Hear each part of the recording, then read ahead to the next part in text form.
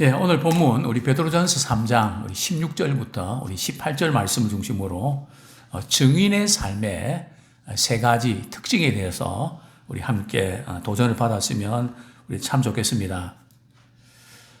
사도 베드로는 신앙의 박해를 받고 있는 성도들에게 어떻게 하면 고난에 파묻혀서 슬퍼하고 불행해지지 않고 그 고난을 축복으로 바꿀 수 있을까? 이 부분을 강조하고 있는데요. 우리가 한 세 가지를 정리할 수 있습니다. 우리 고난을 당하다 보면 고난 속에 빠지기 쉬운데요. 우리 고난 속에 빠지지 말고 그 가운데서도 우리 주변에 있는 분들 사랑하는 사람이 되기 원합니다. 이 고난 가운데 만사가 귀찮고 나도 힘들어 죽겠는데 뭐 이런 힘들이 있지만 고난 가운데 남는 것이 뭔가 하면 주님의 사랑을 흘려보내는 것입니다. 그래서 힘들수록 주님의 사랑을 실천하는 우리가 되기 원합니다. 자, 두 번째로는 고난 당할 때에 왜 나만 이런 고난 당하는가 서러워하거나 불행하지 말고 그리스도를 주로 모시어드리는 돈이 있으면 좋지만 때로는 돈이 좀 없더라도 때로는 건강하면 좋지만 몸이 아프더라도 때로는 일이 잘 풀리면 좋겠지만 때로는 꼬이더라도 어떤 상황 속에서도 나는 그리스도의 통치를 받는 주님이 나를 다스려 주시는 바로 이런 사람 되기를 소원합니다. 또 세 번째로는 이런 고난 가운데 이 고난이 언제 지나가나, 그죠? 고난의 유효기간이 끝나기만을 기다리지 말고 고난 속에서 영혼을 살려내는 우리 예수님의 십자가 사건이 그 사건 아닙니까? 우편 강도도 말이죠. 내가 나와 함께 낙원에 있겠다. 또 십자가에 못 박고 지켜보던 백부장이 말이죠. 이는 정녕 하나님의 아들이셨다. 이 고난을 당하면서 그 가운데서 영혼을 살려내는, 그래서 우리는 고난 때문에 그냥 생각이 더 귀찮고 뭐 이런 그냥 사람 만나는 것도 힘들고 그렇게 빠지지 말고요. 고난을 축복으로 바꾸는 사람 되기 원합니다. 오늘 저는 증인의 삶의 우리 세 가지 특징을 우리 본문을 통해서 한번 살펴보고 도전을 받으면 좋겠습니다. 증인의 삶의 첫 번째 특징이 뭘까요? 우리 베드로전서 3장 16절 말씀 다시 한번 같이 읽겠습니다. 시작. 선한 양심을 가지라. 이는 그리스도 안에 있는 너희의 선행을 욕하는 자들로 그 비방하는 일에 부끄러움을 당하게 하려 함이라. 증인의 삶의 이제 첫 번째 특징은 어떤 양심을 가지라고요? 선한 양심을 가지라. 양심이라는 뜻이 뭘까요? 저는 이제 그 언어 중에서 라틴어를 참 좋아했습니다. 그죠? 제가 이렇게 배운 언어 중에서 최고로 좋아했던 언어가 있다면 라틴어였습니다. 물론 조금 어렵긴 한데요. 그러나 저에게는 너무너무 재미있는 언어였습니다. 이 라틴어의 양심이라는 것은 말이죠. 영어로는 콘사이언스인데요. 콘이라는 것은 함께라는 겁니다. 사이언스라는 건 진리라는 거거든요. 그 양심은 뭔가 하면 내가 알고 있는 진리를 따르는 삶이라는 거죠. 우리 하나님께서는 사람에게 양심을 주셨습니다. 그죠? 그래서 하나님께 주신 그 양심을 따라서 살아가는 삶. 그 양심은 그 진리입니다. 진리를 따라가는 삶. 그래서 어떤 분은 그렇게 질문하죠.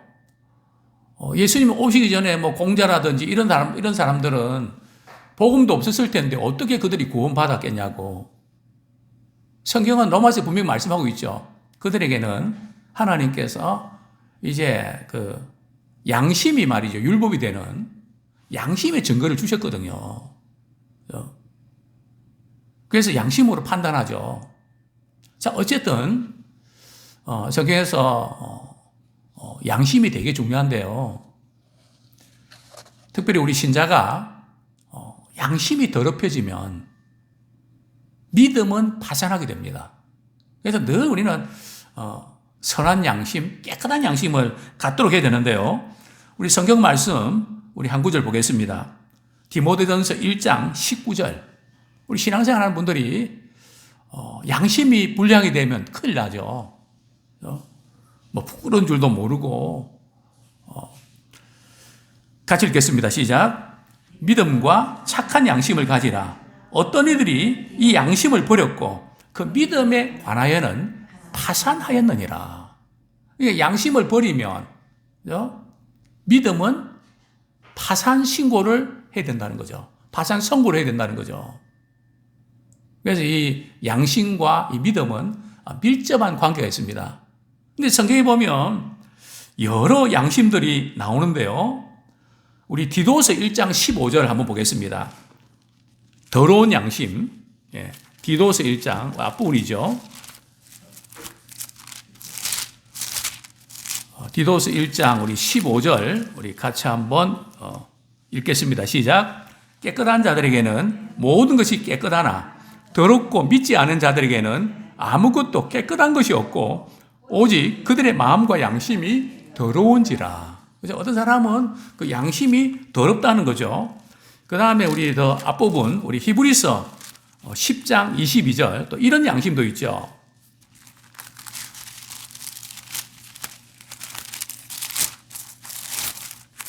히브리서 10장 22절 우리 같이 한번 읽겠습니다. 시작. 우리가 마음의 뿌림을 받아 악한 양심으로부터 벗어나고 몸은 맑은 물로 씻음을 받았으니 참 마음과 온전한 믿음으로 하나님께 나가자. 여기 보면 악한 양심. 양심은 양심이 없이 그냥 그 악한 양심을 가지고 있다는 거죠. 그 다음에 이거보다 더 심각한 것은 말이죠. 이 양심이 자꾸 더럽혀지고 분명 양심이 이렇게 우리에게 뭐가 옳은지를 이야기하는데 자꾸 그걸 거부하고 그러다 보면 교회를 다니고 믿음 생활을 한다고 하지만은 이런 양심에까지 이를 수 있다는 거죠. 우리 디모데전서 4장 2절. 디모데전서 우리 4장 2절. 같이 한번 읽겠습니다. 시작. 자기 양심이 화인을 맞아서 외식함으로 거짓말하는 자들이라. 양심이 화인 맞아서 말이죠. 그 마음과 실제 행동은 너무 다른, 그죠? 위선적인 행동을 하는 그런 양심도 있을 수 있다는 거죠. 그런데 신자는 어떤 양심 가져야 된다고요? 선한 양심을 가져야 됩니다. 선한 양심의 기준이 뭘까요? 뭐 도덕적으로 착하고 뭐 그런 의미도 있겠지만 우리 16절 보면 우리 베드로전서 3장 10절 보면 이는 그리스도 안에 있는 너희의 선행을 욕하는 자들로, 그죠? 이 선한 양심은 그리스도를 닮아가는 그분의 성품을 닮아가는 것을 가리킵니다. 즉 예수님을 닮는. 그래서 우리가 예람교회 아닙니까? 예수님을 닮아가자. 선한 양심의 기준은 바로 그리스도 안에 있는 것을 말하는 거죠. 그런데 왜 우리가 이 선한 양심을 가지고 선한 행실을 해야 될까요? 지난번에 우리 그 폴리갑 영화를 보면서 말이죠. 상당히 참 그 영화가 감동이 있는, 당시는 그 노예가 이렇게 일반화되어 있는 시대 아닙니까? 로마의 인구 가운데 또 기독교인들 가운데 대부분이 말이죠. 노예 신분이었거든요. 그래서 노예를 말이죠. 사갖고 말이죠. 자기 집에 이렇게 와서 딸로 말이죠. 그죠? 맞아들이는. 또 그리고 순교할 때 말이죠. 그 장면을 이렇게 지켜보면서 그 불신자들이 말이죠. 어떤 느낌을 가졌을까요? 사자 앞에서도 말이죠. 믿음을 굽히지 않고 또 당시에 문헌에 의하면 말이죠. 많은 분들이 이제 전염병이 돌았는데도 기독교인들은 거리에 뒹구는 시체들을 말이죠. 장사를 지내주는 뭐 전염병에 굴하지 않고 그래서 결국은 로마가 말이죠. 기독교를 국교로 공인하게 될 수밖에 없었죠. 왜냐하면 그들의 삶을 보고 선한 행실을 보고 말이죠. 오히려 부끄러움을 당하게 되는. 근데 오늘날 우리는 어떤가?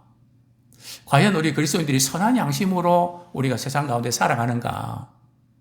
그리고 또 예수님을 닮는 그런 모습으로 선한 일로 통해서 영향을 끼치는가? 이런 점에서 지금 영화가 그려되면서 말이죠.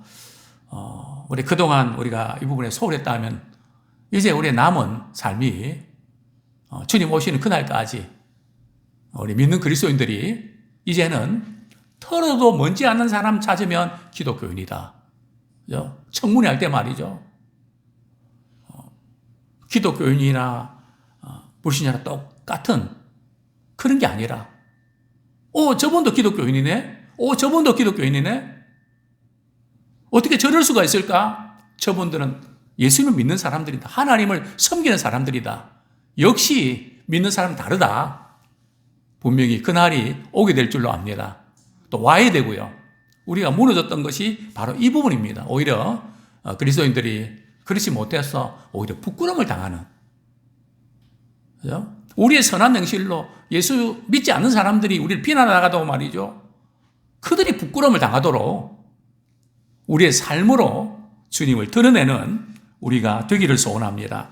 자, 두 번째로 증인의 삶의 두 번째 특징이 뭘까요? 17절 말씀 우리 같이 읽겠습니다. 시작. 선을 행함으로 고난받는 것이 하나님의 뜻일진데 악을 행함으로 고난받는 것보다 나으니라.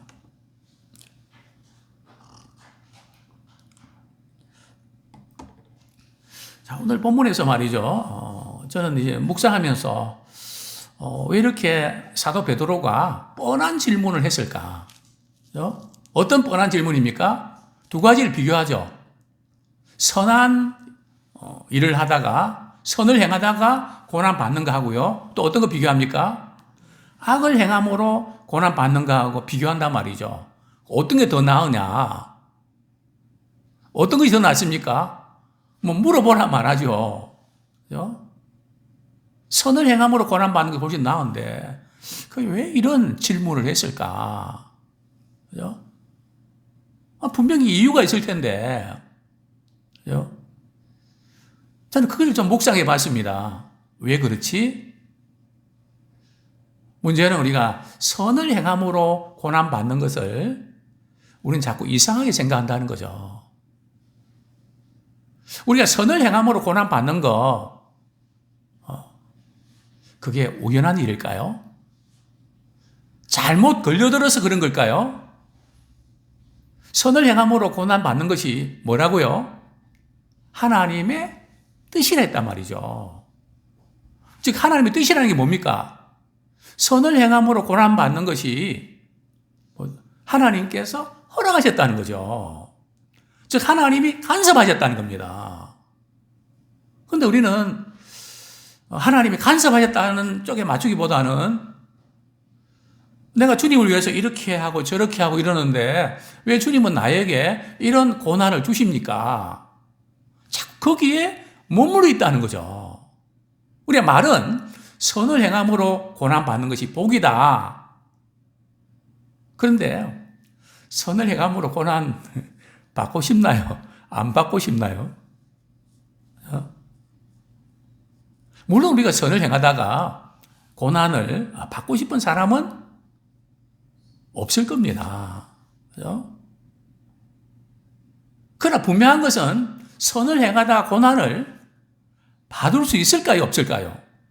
받을 수 있다는 겁니다. 그죠? 또 선을 행하다 고난을 받는 것이 누구 뜻이라고요? 하나님의 뜻이다. 근데 왜 우리가 선을 행하다 고난 받으면 하나님의 뜻이라는 생각이 안 들고 외롭고 우울하고 불행하게 느껴질까요? 도대체 왜 우리가 그렇게 될까요? 우리 이 부분을 우리가 분석하셔야 됩니다. 왜 그런가? 자, 그 이유가 있죠. 배후에는 말이죠. 늘 사단이 우는 사자처럼 우리를 삼키려고 하는데요. 이 사단은 우리가 고난당할 때에 하나님과 우리의 관계를 이간질 시킵니다. 그렇죠? 하나님이 사랑하신다면 왜 이런 일이 일어나는 걸까? 하나님 너를 사랑하지 않으셔. 그래서 내가 이런 어려운 일을 겪는 거잖아. 그쪽으로 향한다는 거죠. 심지어 예수님이 십자가에 고난당하실 때도 그러셨다니까요. 우리뿐만 아니라 예수님도 그렇게 그런 미혹을 받으셨는데, 자, 우리 마태복음 27장 42절, 43절 한번 보겠습니다. 마태복음 27장 42절, 43절. 시작. 그가 남은 구원하였으되 자기는 구원할 수 없도다. 그가 이스라엘의 왕이로다. 지금 십자가에서 내려올지어다. 그리하면 우리가 믿겠노라.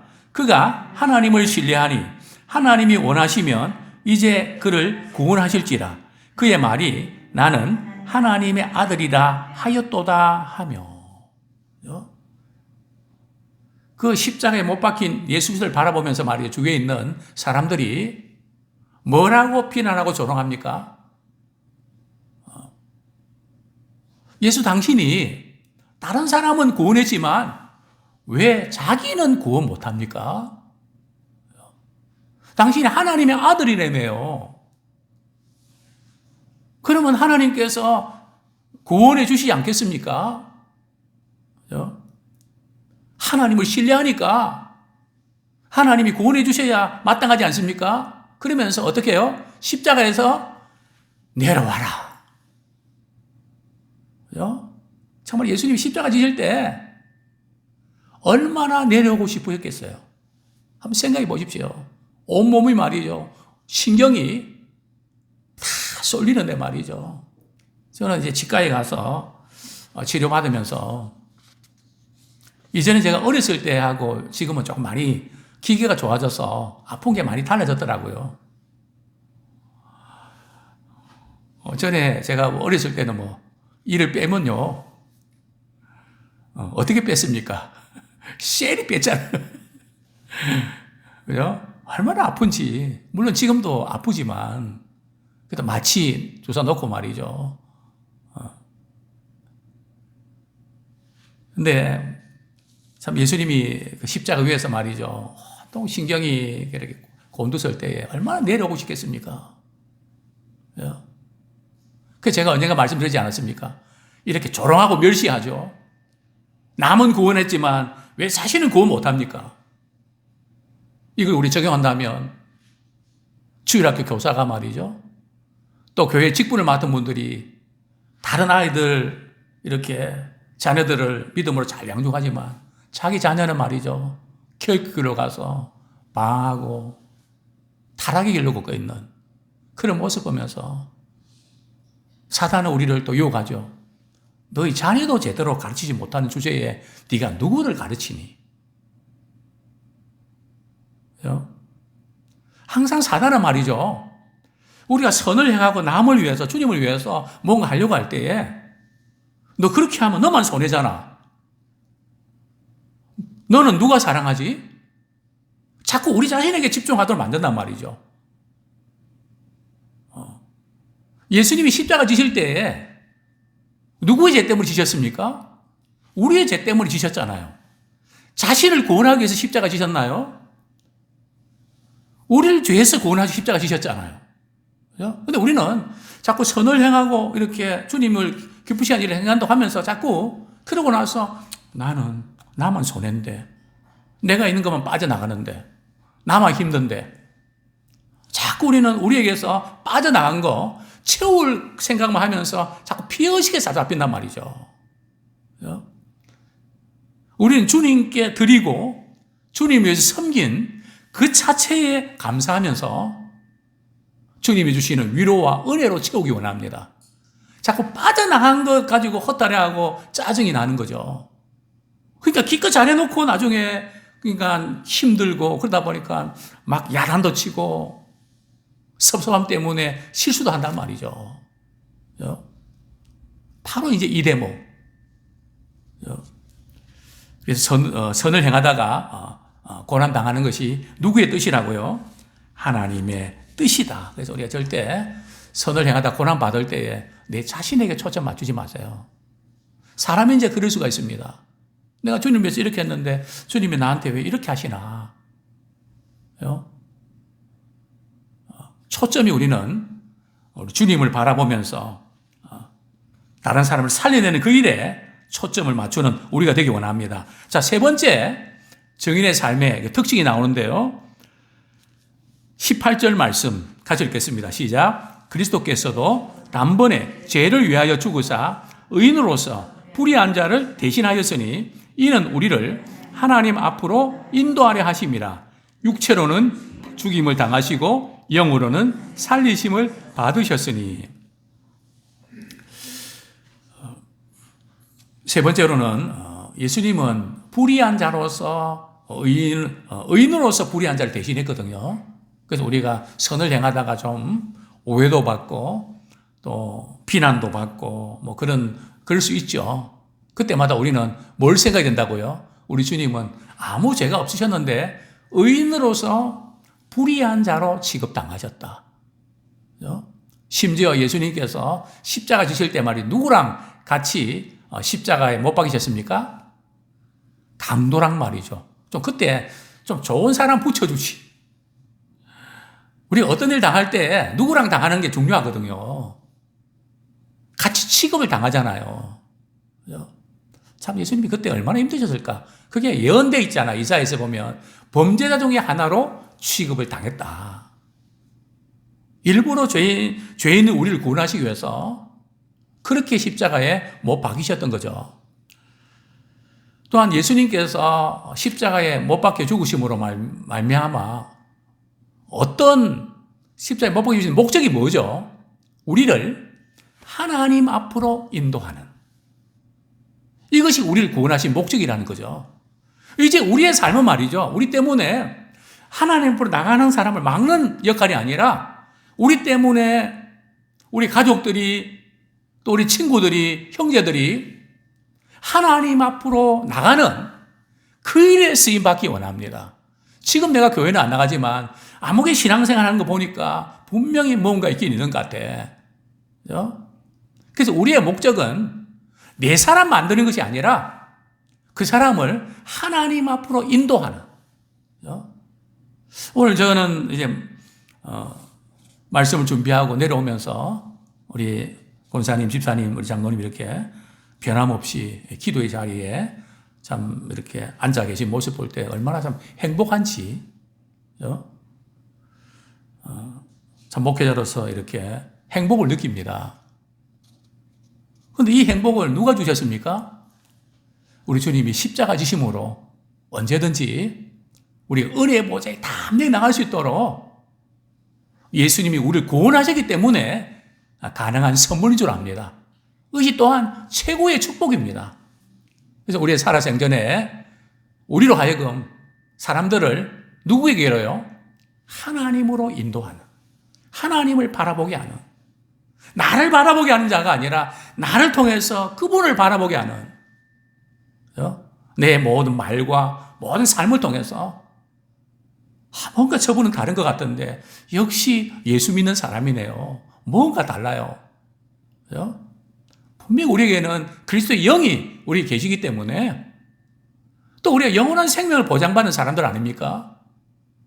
우리는 뭐 다른 어떤 거 굴할 필요도 없고 욕심 부릴 것도 없고, 우리 주님 부르시면 주님 품에 안기면 되는데, 그래서 우리는 목적이 주님 저를 통해서 저와 가까운 분들을 하나님 앞으로 인도하는데 저를 도구로 써주십시오. 이런 증인의 삶을 살아내는 우리 모두가 되기를 축원합니다.